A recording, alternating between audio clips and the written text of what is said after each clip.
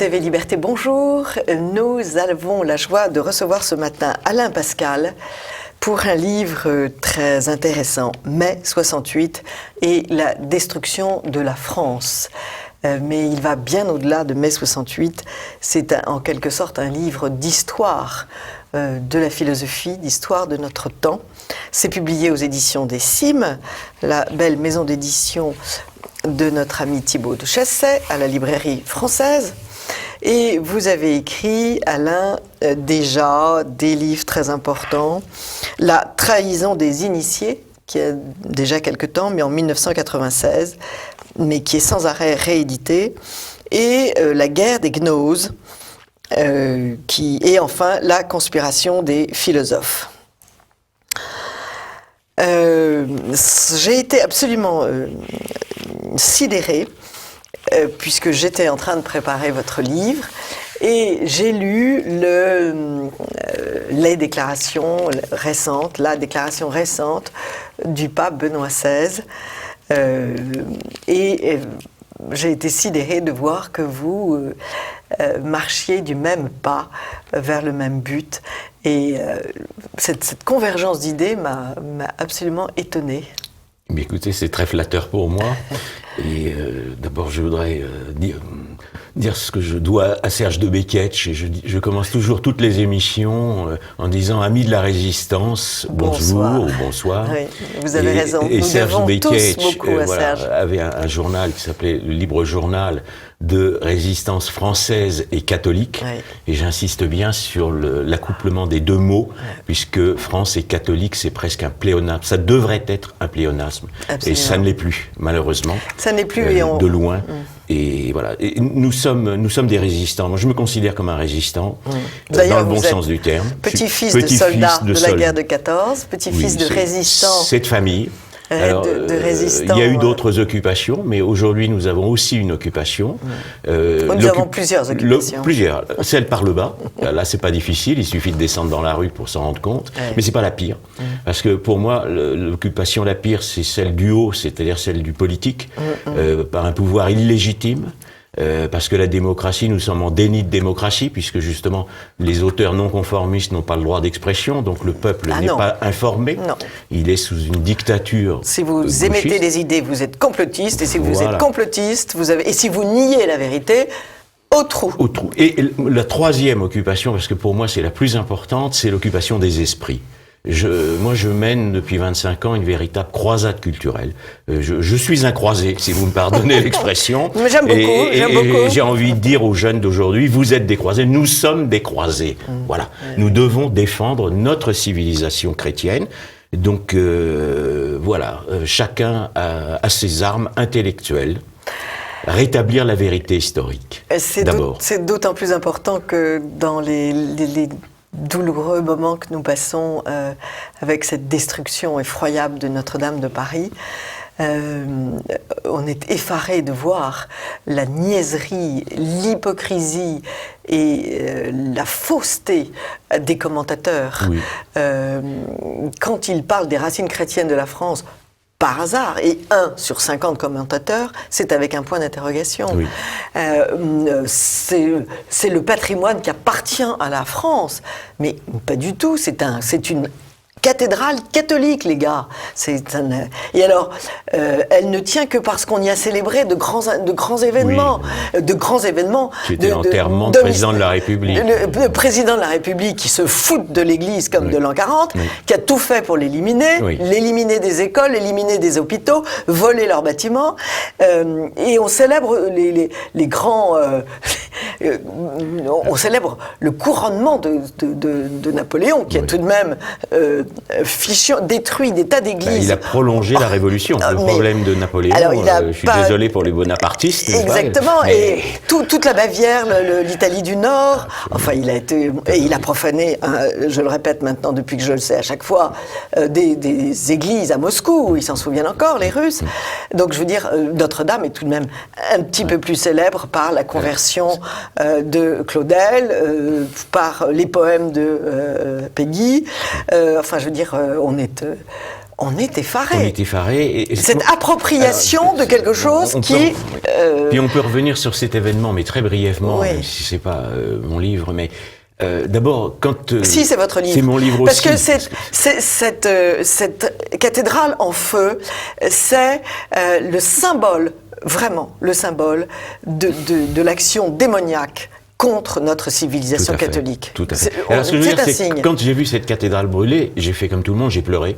Et je me suis mis à prier. C'est-à-dire, j'ai arrêté mon réchaud, là, parce que c'était l'heure du dîner, je mettais les nouvelles. Je me suis mis à prier. Et alors, j'ai eu ensuite des amis au téléphone, et tout le monde a fait pareil. Oui. C'est-à-dire, beaucoup d'amis se sont mis à prier. Oui, et finalement, l'incendie a été finalement maîtrisé. Et l'image qui me restera, d'abord, c'est l'image peut-être de la force de la prière. C'est que finalement, sans le savoir, les gens se sont unis dans la prière, les catholiques, Vous évidemment. avez raison. Alors les autres, ils venaient perdre simplement un monument, mais enfin, ils aimaient quand même le monument. Finalement, ce monument les amenait à aimer la France traditionnelle. Évidemment. C'est un mal pour un bien, on ne sait jamais, la surabondance du bien, etc. Et ensuite, c'est que il y a une image, c'est que la croix est restée debout. Quand vous voyez cette cathédrale qui est effondrée, mais vous avez un immense trou dans la toiture.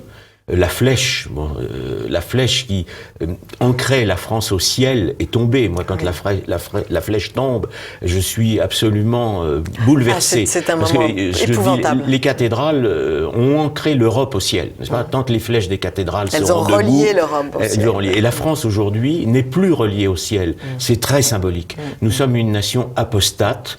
Donc nous subissons des sanctions divines depuis que la France a apostasié, depuis que la Révolution a mis fin à la tradition chrétienne qui était le fondement de notre civilisation pour lui substituer une philosophie, les droits de l'homme contre Dieu. La France est apostate. Depuis ce temps-là, elle a subi 4 invasions. 3 invasions allemandes et aujourd'hui une autre invasion que je ne nommerai pas, mais tout le monde peut la comprendre. Et si vous voulez, c'est une sanction. Mais dans cette cathédrale effondrée, il restait la croix. La croix est debout. Donc ce que je veux dire, c'est que n'oublions pas que cette croix est debout. Et nous devons rebâtir des cathédrales, nous devons les rebâtir dans nos cœurs, dans nos intelligences. Donc, et j'ai appris ce matin que la croix, en tombant, a pulvérisé l'autel.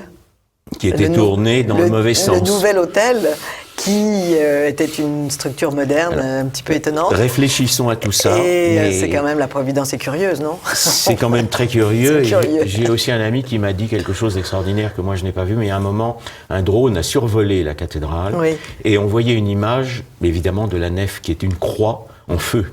Donc, si vous voulez, une croix de feu, les croix de feu. Et si vous voulez, je pense que tout cela est extrêmement symbolique. Tout ça ce sont des signes, incroyablement. Ce sont des signes du ciel pour dire nous sommes à un virage historique. Absolument. Et alors quand vous temps de se lisez, ressaisir. et quand vous lisez en même temps le texte de Benoît XVI qui parle d'écroulement de la théologie morale qui a abandonné la loi naturelle, la destruction de la grandeur du mystère, de la présence réelle du Christ dans cette nouvelle liturgie, puisqu'il rend responsable toutes les dérives de toute notre société et pas uniquement de l'Église, parce que cette petite focalisation sur l'Église commence à fatiguer. Oui, mais enfin, toute la société est hyper sexualisée. On ne peut pas sortir dans la rue sans voir des fesses et je suis extrêmement mesurée parce que j'ai envie de dire autre chose. Toute la société... Ça fait partie justement de mai 68, de la révolution sexuelle, et qui a été accouplée à la révolution marxiste par le grand concepteur de mai 68. Alors, si vous voulez, une chose simplement sur le pape, c'est que le cardinal Ratzinger avait participé à Vatican II, il faut appeler les choses par leur nom, il est un des pères. Et puis au fur et à mesure du temps, et le fait aussi d'être sur le siège de Pierre, il a permis que la tradition revienne dans l'Église. C'est une étape très importante. Très importante. Il a évité le schisme. Il a évité le schisme. C'est une toute petite fenêtre, insuffisante, j'en conviens bien. Et il y a de plus en plus aujourd'hui de messes traditionnelles, c'est-à-dire de vraies messes, en France et ailleurs. Donc ce pape aura eu un rôle, il a évolué. Et ce que je veux dire à tout le monde, et moi je m'adresse à tout le monde, c'est-à-dire je m'adresse aussi aux païens, aux agnostiques, aux athées, il faut évoluer. C'est-à-dire qu'on peut venir de n'importe où.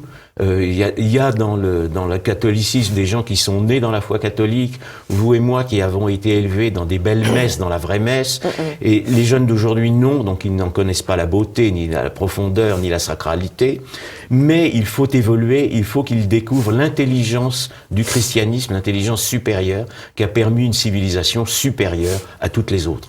Donc c'est extrêmement important, tout le monde est en route vers un progrès qui est un progrès spirituel, avant d'être un progrès politique, matériel. Et toute la faille est là, c'est que nous avons perdu la spiritualité.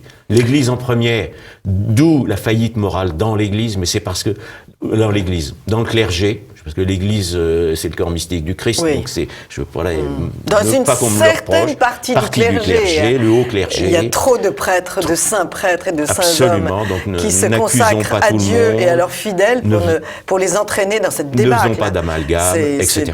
Mais il faut se ressaisir. Je pense là, nous avons eu avec l'incendie un signe. Je le prends comme un signe et j'appelle tout le monde à se ressaisir. Alors, votre livre, c'est une extraordinaire explication de ce mouvement gauchiste qui a été visible en mai 68, mais qui était très antérieur, qui a commencé bien avant, dont le but avoué était quand même d'éliminer cette civilisation catholique beaucoup trop coercitive, qui montrait le nord, le sud, l'est et l'ouest, le bien et le mal, ce que l'on pouvait faire et ce que l'on ne pouvait pas faire, c'est-à-dire la loi naturelle et la loi morale. C'est une véritable attaque contre Dieu. Voilà. C'est-à-dire c'est une guerre de religion. Alors évidemment, je ne me penche pas sur les événements dérisoires de mai et les personnages dérisoires. Non. Ils ont beaucoup de succès, mais ils sont dérisoires. Je me penche sur l'aspect religieux qui est sous la philosophie gauchiste. La philosophie gauchiste, il ne faut pas oublier qu'elle est élaborée comme une roue de secours du communisme. Donc le XXe siècle a été un siècle monstrueux. Nous avons la preuve, ce qu'avait dit d'ailleurs le cardinal Ratzinger. Il avait dit, le monde sans Dieu, maintenant nous en avons vécu l'expérience. Le monde sans Dieu, c'est entre 150 et 200 millions de morts, dont plus de 150 millions de morts par les communistes, ce que les jeunes d'aujourd'hui ne savent pas, parce qu'on leur dit pas. Donc parce que le communisme est toujours célébré.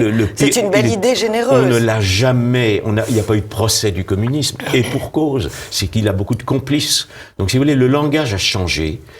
Ça n'est plus communisme, c'est gauchisme, mais c'est la même chose.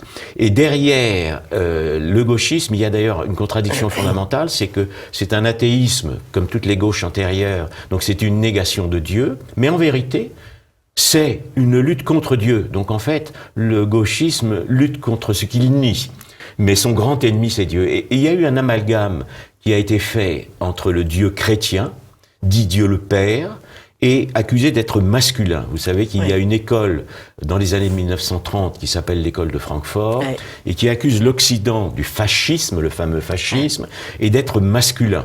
Alors vous savez qu'il y a un ésotérisme du politique et dans l'ésotérisme du politique, plus on est à droite, plus on est masculin. Bien, ça veut pas dire que ça correspond à grand chose, ça correspond à des tas de choses. Parce que cet ésotérisme, il est connu par les révolutionnaires.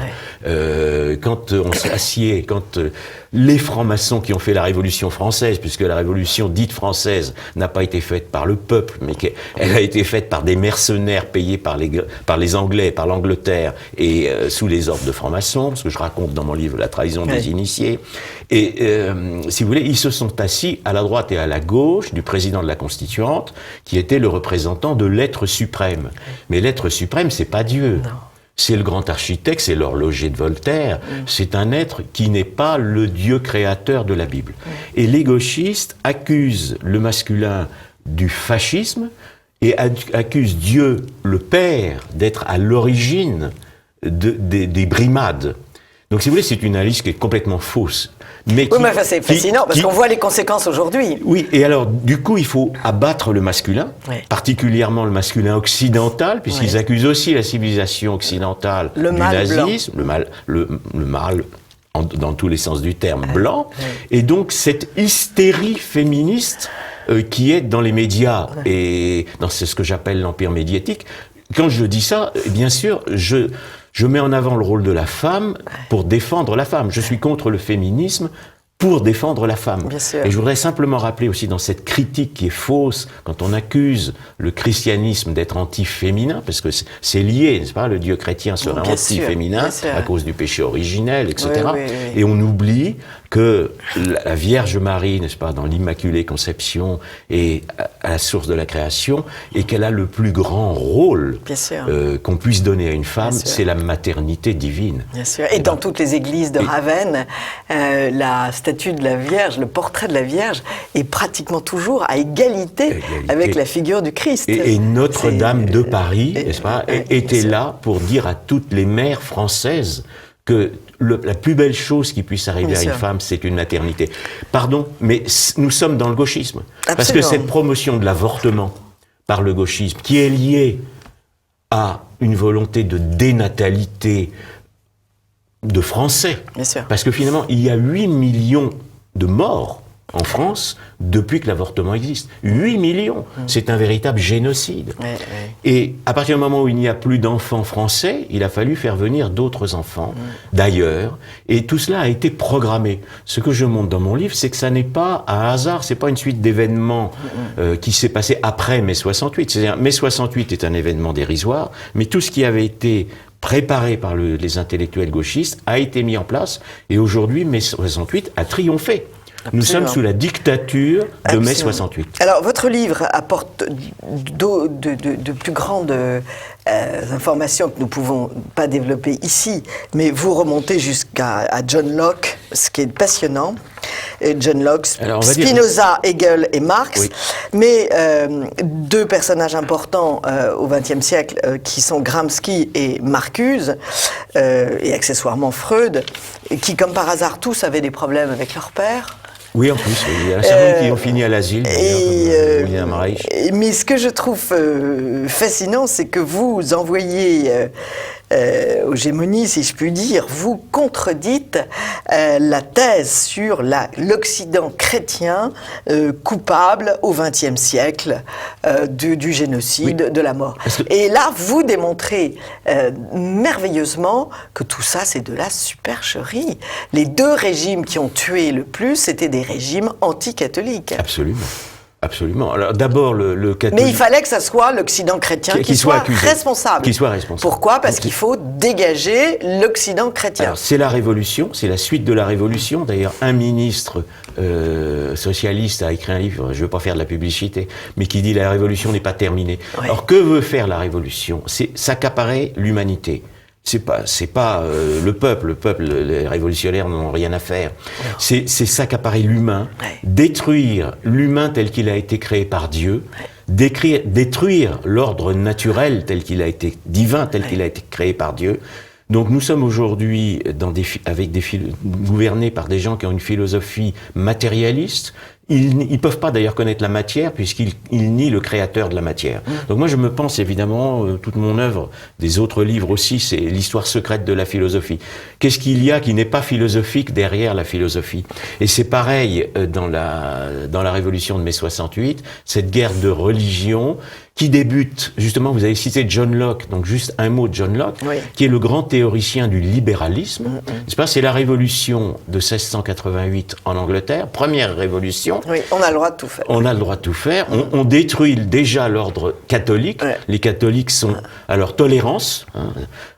Serge de Békèche disait aussi la tolérance. J'aime bien ça, c'est un tolérance. Et si vous voulez, on détruit, toutes les religions sont tolérées, sauf le catholicisme. Oui, comme c'est curieux, comme c'est étrange. La Révolution française, pareil. Et aujourd'hui, c'est pareil. Alors, il y a une sorte là de tolérance verbale. Mais la guerre des forces occultes, notamment de la franc-maçonnerie, nommons-la, contre le catholicisme, elle est partout, elle est là. Et elle est dans le gauchisme. C'est une lutte contre notre civilisation, contre le Christ. Contre le Christ roi de France, appelons les choses aussi comme elles sont. Donc si vous voulez, il faut comprendre que nous sommes aujourd'hui entre les mains d'une fausse élite. Oui, vous dites d'une élite qui trahit. Qui trahit le peuple, ça on le voit tous les jours. Alors je voudrais aussi m'adresser à l'intelligence des Gilets jaunes pour leur dire, mais pourquoi sommes-nous ruinés ? Et je réponds parce qu'il y a eu l'immigration. Pas de la faute des immigrés, mais c'est de la faute de ceux qui les ont fait venir. Oui, c'est ça. Et de l'abandon de nos valeurs françaises, évidemment. Évidemment. Il faut qu'il y ait une renaissance. La France est morte, appelons les choses par leur nom. Il faut la faire renaître. Il faut la faire renaître, et on ne la fera renaître que autour de ce qui lui rend un droit à l'existence, c'est-à-dire la religion catholique. La France est née avec le baptême de Clovis, elle a été la fille aînée de l'Église, et si demain la France a un avenir, c'est une France catholique. Si la France ne refait pas du catholicisme la religion d'État, la France disparaîtra. C'est très clair. Absolument. Il y a un autre mensonge qui a été pulvérisé par le cardinal Sarah sur notre antenne, dans l'émission Terre de Mission. Et ce cardinal africain dit, qui est d'une immense sagesse, mais sans la colonisation, je n'aurais pas appris le français, je n'aurais pas été prêtre et je ne pourrais pas m'adresser à vous. Il y a une merveilleuse œuvre missionnaire. La France a été missionnaire. Et là, on se dit, on rêve, là, c'est un Africain qui nous renvoie à nos vérités. Alléluia. La République n'a pas été missionnaire. Elle a plutôt été opposée aux missions, si vous me pardonnez de rétablir la réalité historique. Elle a été complètement. Mais l'Église a été missionnaire. L'Église a été missionnaire. Et en Amérique du Sud, et partout. Bien sûr, et partout. Et je pense effectivement cette culpabilisation, alors là je ne vais pas simplement l'aspect chrétien, mais l'aspect même occidental, parce que finalement, moi ce que je dis aussi aux païens, aux athées, à tout le monde, je vais reprendre une phrase, n'est-ce pas, du grand Blaise, c'est-à-dire de Blaise Pascal, vous êtes embarqués. Vous êtes embarqués avec nous. Quand je dis que la France, pour revivre, doit être catholique, les autres religions seront tolérées. Mais elle ne survivra pas, elle ne revivra pas si elle ne se reconvertit pas. Ça, c'est très clair. Donc, je dis à tout le monde, vous êtes embarqués. Mais je le dis même aux musulmans qui sont sinon, c'est la barbarie qui nous menace. Sinon, c'est l'explosion, c'est le feu. C'est le feu purificateur. Ce que nous avons eu en prémisse, une image. En tout cas, votre livre, Alain Pascal, est une véritable arme pour le combat culturel. J'y ai appris beaucoup de choses. Mai 68 et la destruction de la France, aux éditions des Cimes. Vous pouvez le trouver dans la librairie française. C'est 5 rue Bartholdi, 5 rue Auguste Bartholdi. Métro Duplex dans le 15e. Métro Duplex, et il y a beaucoup de livres d'occasion, et vous aurez un grand moment de bonheur dans cette librairie. Merci beaucoup, Alain Pascal. C'est moi qui vous remercie. Le temps passe toujours trop vite avec vous. Et il y a une autre émission, si vous voulez davantage d'Alain Pascal, vous allez sur Radio Liberté, et vous entendrez Alain Pascal pendant 1 heure. Merci, Alain Pascal. Merci. À très vite, chers amis de TV Liberté.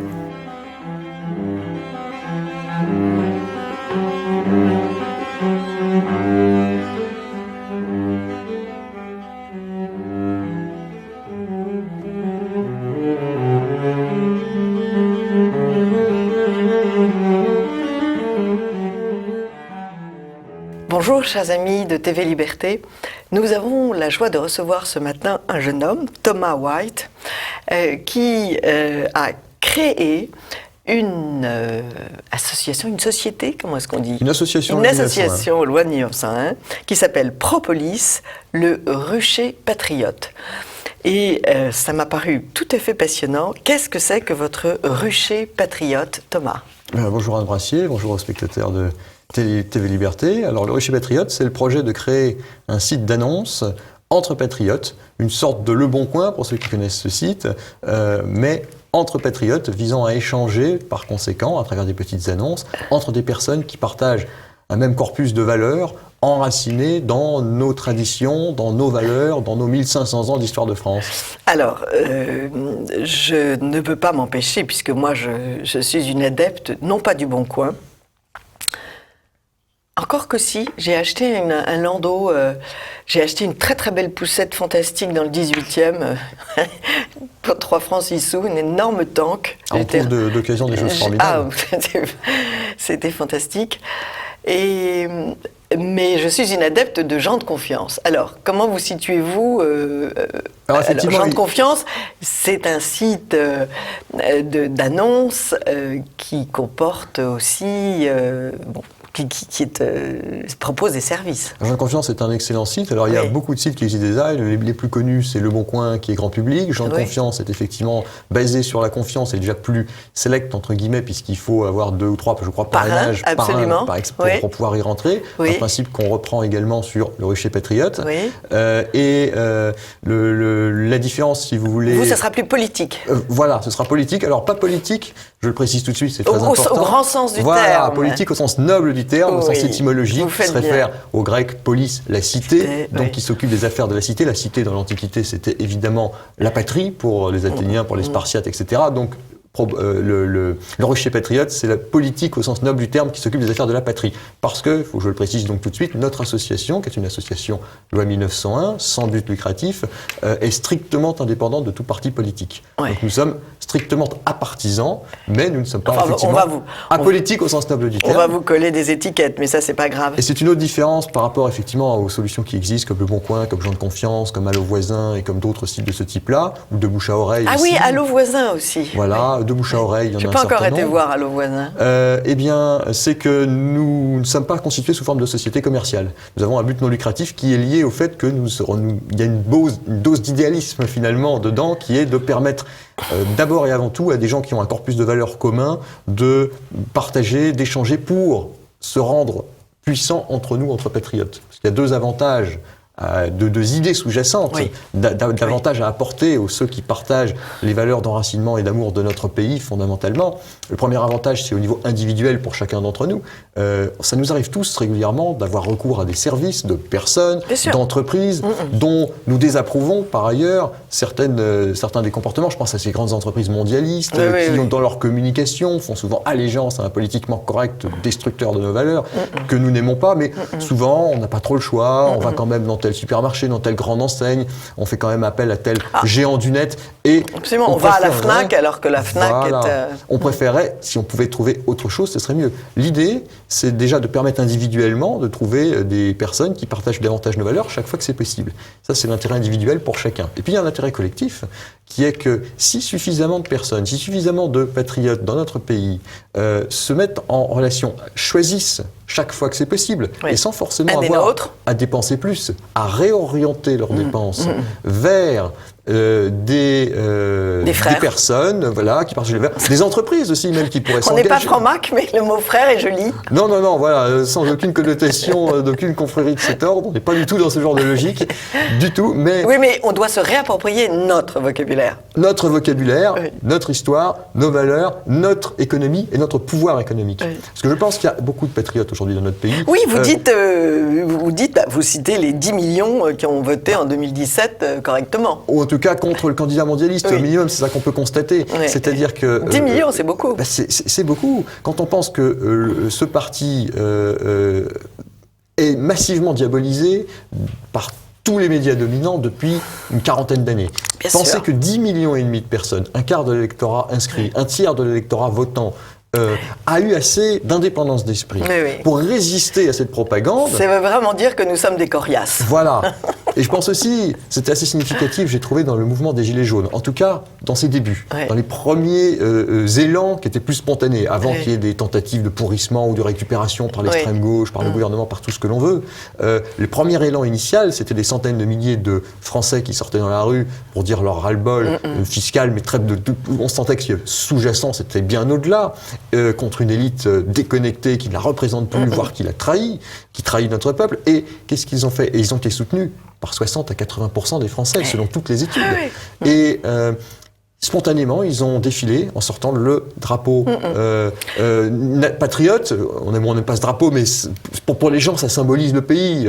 Et en chantant la chanson qui symbolise le pays aussi, la Marseillaise. Donc, finalement, en exprimant ce sentiment que des torrents d'idéologie depuis des décennies n'ont pas réussi à éteindre, parce que c'est un sentiment naturel que toutes les personnes ont, qui est le sentiment normal de tout être humain, d'aimer son pays, d'aimer sa patrie, d'aimer son peuple, d'aimer son histoire. Et quand je dis son histoire, bien sûr, j'insiste, pour moi, c'est pas les valeurs de la République, entre guillemets, dont on nous gargarise et qui Non, l'histoire de la France a commencé un petit peu avant 1789. Et non seulement ça a commencé avant 1789, mais en plus, quand vous regardez les valeurs de la République, ce qu'on appelle aujourd'hui les valeurs de la République, c'est en fait les valeurs même pas des 200 ans d'histoire depuis 1789, c'est les valeurs même des quelques dernières décennies. Alors qu'en réalité, la France, comme Rome ne s'est pas faite en un jour, la France, c'est 1500 ans d'histoire. Bien sûr. Elle s'inscrit dans une civilisation qui a 3000 ans au moins d'histoire si on remonte à Homère. C'est Vous ces valeurs-là, c'est cet enracinement-là que Alors, vous défendons. qu'est-ce que vous allez proposer qu'est-ce que vous proposez comme service quelles sont les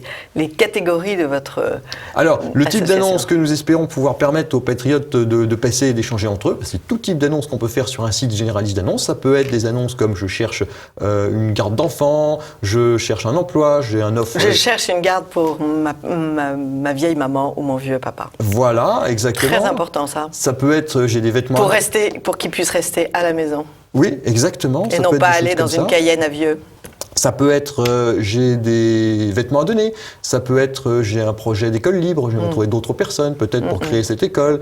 J'ai un projet de défense d'un patrimoine local, une petite église, par exemple, qu'on voudrait détruire et qu'on voudrait protéger. On devrait trouver des personnes. Ça peut être vraiment tout type d'échanges économiques, mais aussi non marchands, des échanges de services. Ça peut être, je donne des cours de sport, des cours de chant, des cours de tout ce que l'on veut. Tout ce type d'échanges-là, si on peut les faire avec des gens qui partagent nos valeurs, ça peut être même je cherche quelqu'un pour un plombier, pour quelqu'un pour l'entretien du jardin, ça peut vraiment être tout type de choses, mais c'est souvent des choses qu'on fait, et si on peut réorienter ça vers des patriotes, c'est quand même beaucoup mieux. Et comme je le disais tout à l'heure, il y a probablement des millions, voire des dizaines de millions de personnes qui sont patriotes chez nous. Imaginez que seulement 1%, et je prends 1%, on peut espérer plus, 2, 3, 5, mais ne serait-ce que 1% de ces 10 millions et demi de personnes qui ont résisté à la propagande en 2017 ou plus, viennent sur notre site et acceptent de réorienter chaque fois qu'elles peuvent, encore une fois, sans dépenser plus, leurs dépenses. Mais c'est une puissance énorme qui se mobilise, qui tout à coup, qui est en jachère actuellement et qui tout à coup est mobilisée. C'est une économie patriote que nous créons. Derrière ça, si on crée ainsi une clientèle patriote, on peut collectivement se rendre plus puissant parce qu'on pourrait demain lancer des entreprises patriotes. On pourrait peut-être même lancer un label patriote, comme il existe un label bio, qui estampille le label Belle France. Voilà. Que j'aime beaucoup. Qui estampillerait les entreprises qui s'engagent à respecter un minimum de valeurs. Derrière, on pourrait au moins faire pression sur les grandes entreprises courantes de notre société pour que, au minimum, à défaut de revendiquer des valeurs patriotes, elles se mettent à arrêter de revendiquer des valeurs mondialistes et restent neutres. Ce serait déjà un petit minimum. Tout ça, c'est une puissance collective qu'on peut atteindre en se reliant finalement les uns les autres, ensemble, sur un corpus de valeurs. Alors, vous pouvez aussi annoncer, il faut qu'il y ait un espace calendrier de tout ce qui est patriote. Alors ça peut s'envisager, ça peut faire partie des développements. Il faudrait que vous trouviez un jeune qui soit bien au courant et qui annonce tout azimut, ce qui est chrétien et ce qui ne l'est pas, mais ce qui est patriote. Tout ce qui relève des valeurs enracinées de notre civilisation, qui bien entendu est imprégné de christianisme profondément. Voilà. Oui, enfin il y a des mouvements qui ne le sont pas. Une civilisation, c'est une réunion de terre et peuple, c'est pas particulièrement chrétien, mais c'est patriote. C'est patriote. Donc ça rentre dans les grandes racines de notre civilisation. D'ailleurs, j'invite. Il n'y a pas ce centre d'information. Absolument. Je vais vous dire une chose, j'étais très amie avec Emmanuel Ratier et nous devions créer ça. Nous devions créer un site d'information où on réunissait tout ce qui était patriotique. Relevez le gant, il faut que vous trouviez un jeune qui fasse ça. On essaiera certainement dans le cadre de développement, parce que c'est un projet qui va certainement... Parce que si vous donnez une information, c'est attractif pour le... Oui, c'est vrai. Vous voyez, c'est vrai.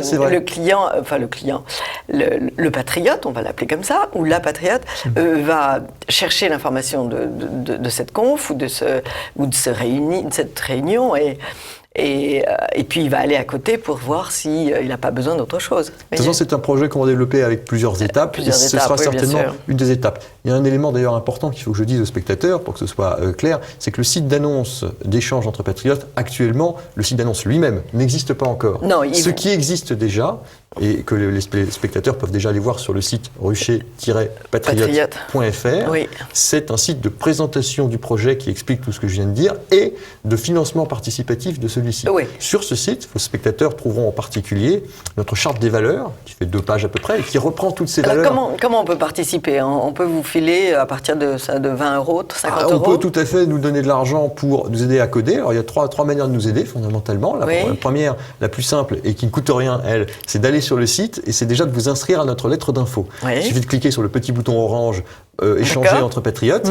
Vous rentrez juste une adresse électronique et en 2 minutes, vous êtes inscrit. Comme ça, vous serez tenu informé du progrès du site, du lancement du site d'annonce lui-même. Et surtout, c'est déjà quelque chose qui nous aide énormément parce qu'un site d'annonce, ça n'a de sens que s'il y a du monde dessus. Mais C'est pour ça qu'on communique tout de suite en amont de l'existence du site d'annonce lui-même. Parce que le jour où on lancera le site comme ça, on aura tout de suite un corpus de premiers utilisateurs. Oui, oui. Et d'autre part, nous, ça nous permet de savoir qu'on ne dépense pas ce temps et cette énergie qu'il faut pour créer ce site pour rien, mais qu'il y a une vraie appétence des gens, qu'il y a un vrai désir. Alors les premiers retours que j'ai pour le moment sont très positifs, mais il faut amplifier ça. Je crois que... Et aller s'inscrire à notre infolette, c'est vraiment nous aider déjà. C'est la première manière de nous aider. Allez-y, continuez. Il y en a 2 autres. La deuxième, c'est évidemment le bouche à oreille. Ça, si vous pensez que c'est un bon projet, parlez-en autour de vous, transmettez via les réseaux sociaux ou dans votre famille, vos amis, vos connaissances qui sont susceptibles de se retrouver dans nos valeurs. Et puis la troisième manière, évidemment, c'est le nerf de la guerre, c'est l'argent, les sous, parce que développer un site comme ça se crée pas comme un simple blog.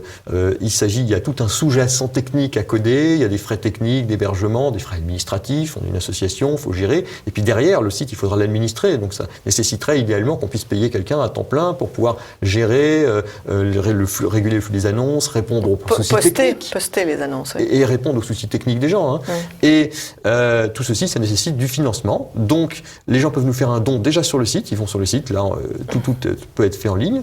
Je rappelle que comme nous sommes une association de loi 1901 d'intérêt général, la réduction fiscale de 66% est applicable. Très bien. Donc on peut nous donner 3 fois plus, si je puis dire, par rapport à un budget sans la réduction fiscale. Très très bien. Je crois que c'est une très heureuse initiative parce que d'abord vous allez pouvoir faire connaître des choses qui n'auraient aucune chance d'être connues parce qu'il y a quand même une omerta tragique sur tout ce qui touche notre pays, nos valeurs, nos traditions, Plus qu'une omerta, même lorsqu'on parle de notre histoire, c'est systématiquement pour la culpabiliser. Il y a des tas de pèlerinages en France, à Paris et dans la région parisienne, qui ne sont pas connus et qui pourraient enthousiasmer beaucoup de gens. Au lieu d'aller marcher pour des prunes, marcher en pèlerinant, c'est quand même beaucoup mieux. Absolument, il y a énormément d'informations à passer. Il y a énormément d'informations. De réenracinement à faire. Je suis toujours frappé quand je discute aujourd'hui avec des jeunes qui ont 15, 20 ans, qui sortent du système éducatif. Lorsque la famille n'a pas été derrière pour pallier les choses, c'est saisissant. Je parle de jeunes issus vraiment de notre peuple et de notre culture, mais qui souvent sont au sens propre du mot des déshérités. On les a privés de leur héritage et quand on le leur redonne, quand on leur décrit l'histoire, j'ai vu des jeunes de 20 ans sortir du système éducatif sans quasiment rien connaître de la grandeur de l'histoire romaine antique par exemple, ou même de l'épopée napoléonienne, vaguement quelques bribes, et quand on leur raconte, j'ai vu des jeunes de notre peuple, encore une fois, avoir les yeux s'illuminer et se dire mais nous aussi on a une grande histoire, et là les bras vous en tombent de vous dire que de jeunes Français aujourd'hui n'ont pas conscience qu'ils ont la chance d'appartenir à l'un des pays dans le monde, il n'y en a pas tant que ça, qui ont une histoire non seulement aussi longue, mais à la fois en même temps aussi glorieuse, aussi grandiose. Donc ça, ce réenracinement, c'est fondamental. Et permettre aux patriotes de se relier, c'est aussi permettre justement à des initiatives comme tous les livres d'histoire sérieux qui décrivent ce qu'il en est vraiment, d'être diffusés. Oui, vous pouvez aussi vendre des livres et vous pouvez mettre à la portée des gens, de vos adhérents, beaucoup de choses qui sont publiées. Et puis en permettant aux gens de se rencontrer, parce que je vois aussi quand je vais dans des réunions patriotes de tout type, régulièrement je croise des personnes qui viennent pour la première fois. Et tous ceux qui viennent pour la première fois, dans une conférence, dans un apéro patriote, dans des choses comme ça, oui, ils sont heureux et même poussent un espèce de ouf, de soulagement. Pourquoi ? Enfin des personnes qui pensent comme moi. Enfin des personnes, je dirais même qui pensent tout simplement sainement, qui pensent naturellement sans la corruption de l'idéologie. Il y a une joie de ces rencontres. Absolument. Et beaucoup de gens disent... Nous sommes retrouvés à Civitas, à Rungis, et il y a une joie des participants qui est inouïe. Absolument. Et les gens disent, on se sent isolé. Ils se sentent isolés alors que nous ne le sommes pas. Non seulement ils se sentent, mais ils sont isolés. Mais ils sont isolés. Ils sont tout seuls dans leur coin. Mentalement, parce qu'il y a une telle hégémonie médiatique d'une toute petite élite, finalement, quelques milliers de personnes qui tiennent des leviers de pouvoir importants dans notre pays, mais qui, réussissant à dominer tous les médias, c'est-à-dire tout ce que nous percevons du monde en dehors de notre sphère quotidienne, nous le percevons pratiquement uniquement à travers des médias. Et quand ces médias sont tous, quand on ne suit pas, malheureusement, les gens qui ne connaissent pas encore TV Liberté, qui ne suivent pas encore assez les médias, qui heureusement, aujourd'hui grâce à Internet, il y a quand même cette bouffée de liberté. Mais il faut les connaître, il faut le voir, il y a une démarche active au début, et ceux qui ne connaissent pas ça se sentent vraiment isolés. Quand ils ont le sentiment naturel, encore une fois, qui leur revient malgré l'idéologie, d'aimer leur pays, leur culture, et de se dire, il y a quand même quelque chose qui n'est pas normal à dévaloriser tout ça, à ne pas protéger. C'est une très très bonne idée. Bravo Thomas White. Merci de cette bonne idée. Et donc il faut aller sur le site Le Rucher-Patriote. Il n'y a pas le, c'est rucher-patriote.fr. Voilà. C'est ce qui a marqué sur l'écran, c'est pour ça que je lis. Rucher-patriote.fr et donner 3 sous à cette belle idée pour qu'elle soit bien concrétisée. Vous nous tiendrez au courant dès que la chose est lancée. Ah ben bien entendu, avec grand plaisir. Et on vous donnera plein d'informations. Merci beaucoup Thomas White pour cette bonne initiative. À très vite, chers amis de TV Liberté.